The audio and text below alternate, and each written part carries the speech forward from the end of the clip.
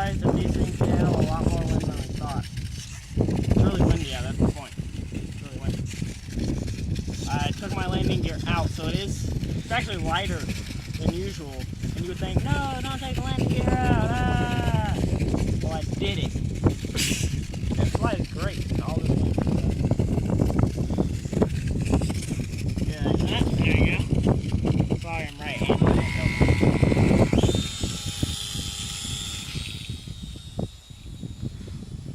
How hard do you think the wind's going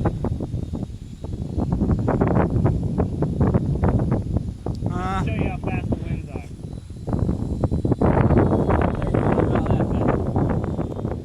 And then to bring it down. Hello, bridges. Got it. Mark's a good flyer. Hashtag Mark's flying yay. Battery. Look at that landing. Let's go check out the no damage. No damage. Because Mark's getting good. Alright, so the most we had, with all that wind, battery. Fell off the broken. So, check that out.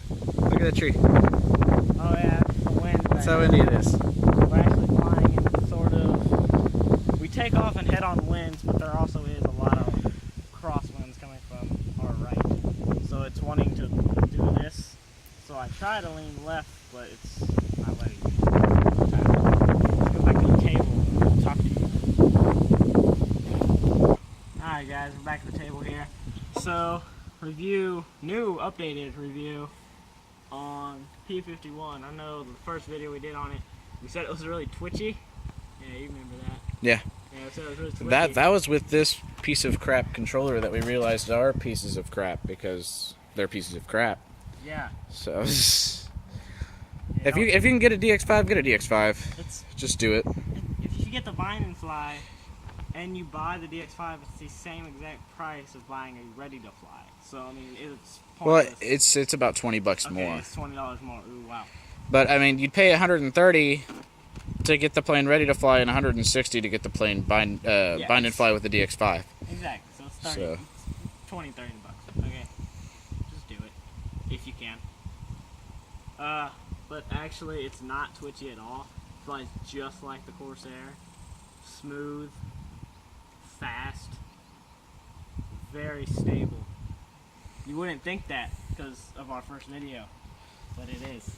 Plus, I mean, look at all the damage that's been done to it. We can see where we Exactly. taped the wing up and everything. It's kind of been bent on the end. Yeah, The tail's been re-glued a few times. Our nose end, it's falling apart because we crammed this motor in there. Fixed that. Got a brand new motor. So I mean, this thing's been to hell and back, if you want to say that. and it's still flying just like you just saw. So I recommend the P-51. He recommends the Corsair. They're the exact same plane. Whichever one you like the looks of.